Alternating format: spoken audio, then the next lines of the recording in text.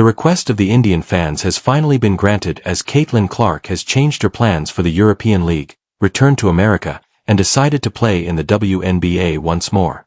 However, it should be noted that the WNBA has a toxic culture and has been a hot mess with Caitlin throughout the season, while Europe was essentially giving her the royal treatment, ready to put a crown on her head and make her the highest paid female in the league.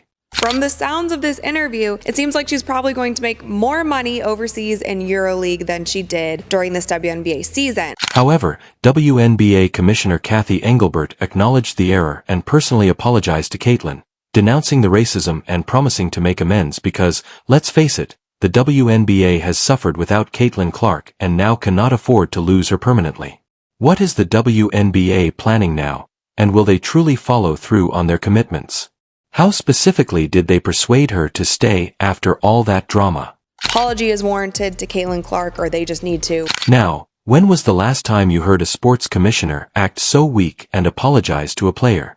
Well, never, and let's face it, Caitlin was about to step down, take the bag, and become the face of basketball internationally, so for the commissioner to go into full-on, "we failed you" mode was the height of desperation. This wasn't just a PR ploy they came up with in a boardroom. It was personal.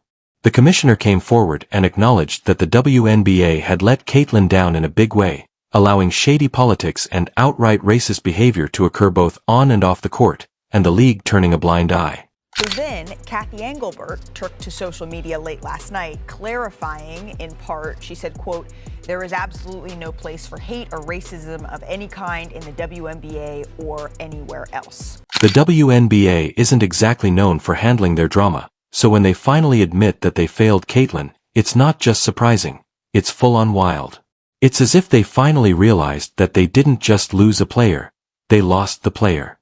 Caitlin wasn't just their star, she was the reason people even tuned in, and without her, ticket sales tanked, viewership nosedived, and the entire league was on the verge of flatlining. The WNBA didn't just mess up, they were staring at their own downfall, and Caitlin was the key to keeping the ship afloat.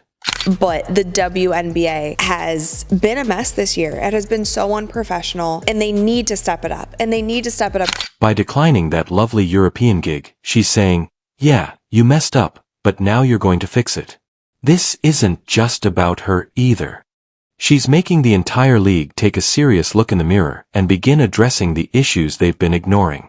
Her apology wasn't merely for show, it was a wake-up call to the WNBA and the fans, who are promising that things will change and that Caitlin is leading the charge, saying she will now try to adjust after the WNBA's previous behavior.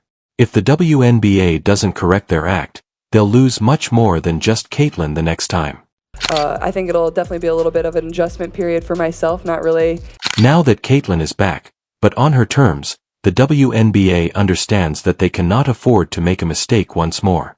With Caitlin's return, they have the opportunity to completely change their narrative rather than just have their star back.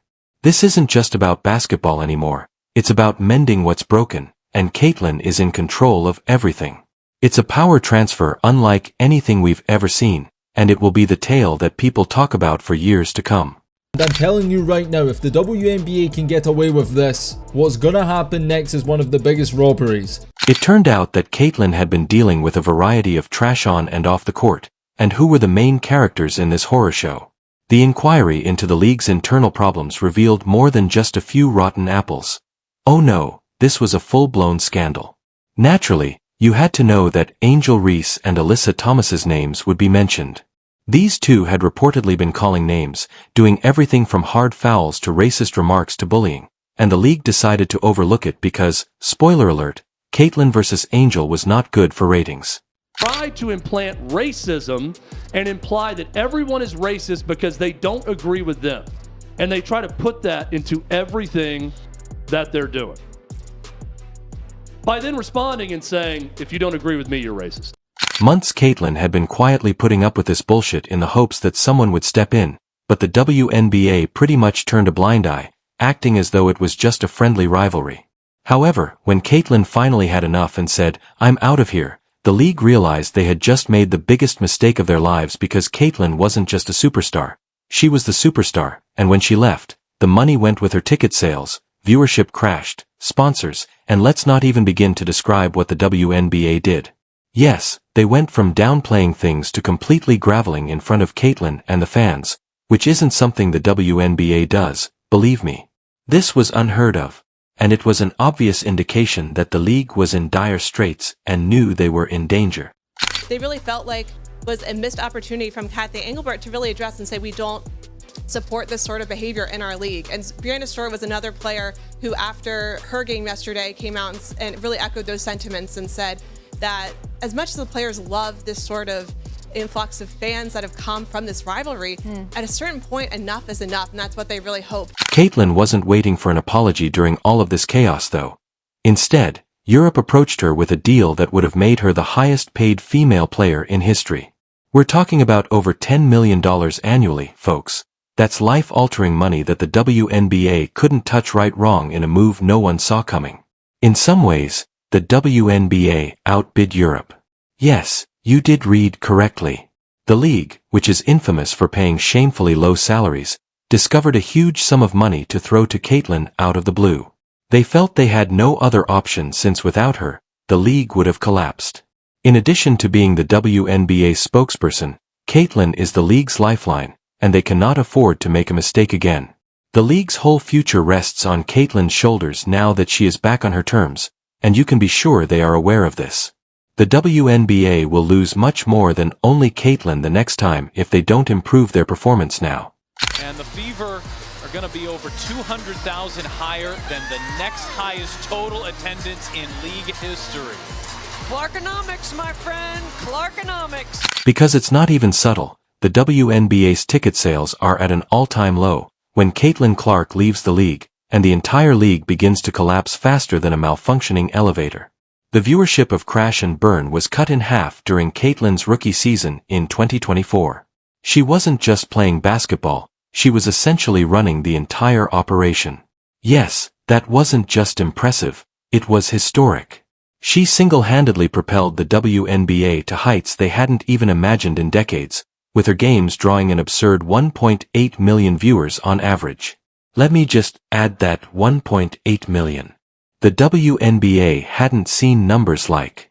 Since the start of the regular season, sales of WNBA merchandise are up over 500% versus the same period last year, with fan gear sales over the first half of the season at the highest in league history. Player-specific merchandise, including jerseys and t-shirts, have seen a staggering 1,000% increase in sales. Additionally, sales of league-specific merchandise like the popular orange WNBA hoodie are also up 200%. The top-selling WNBA player merch, Caitlyn Clark, #1 in jersey sales. The situation was completely different when Caitlyn was on the court. The Fever's games became the most popular tickets in town, and we're not just talking about packing the stands with people. Her jersey sales were over the roof. If you wanted to see her perform, good luck obtaining a seat. Every game was sold out.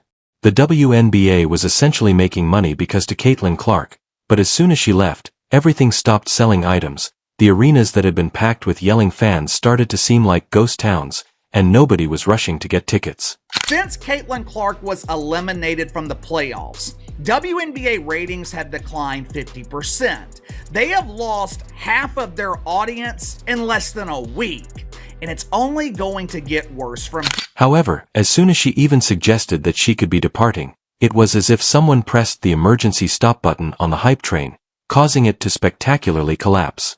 Fans left the league more quickly than people leaving a bad movie. Let's discuss the details.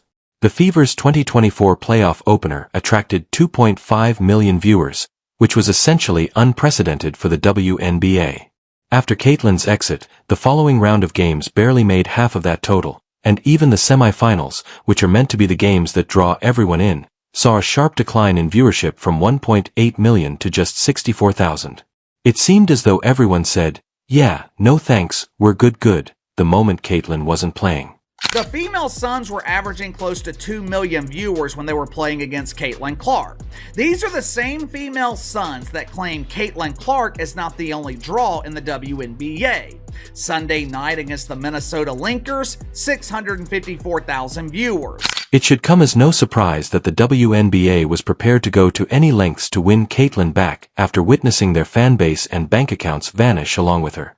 The league suffered a severe financial and cultural blow, and their apology wasn't just about making amends for Caitlyn. It was also about keeping the league as a whole from collapsing because they knew they needed her and couldn't function without her. The commissioner had the defibrillator in hand in an attempt to shock the WNBA back into relevancy because the league was not just in crisis but also on life support.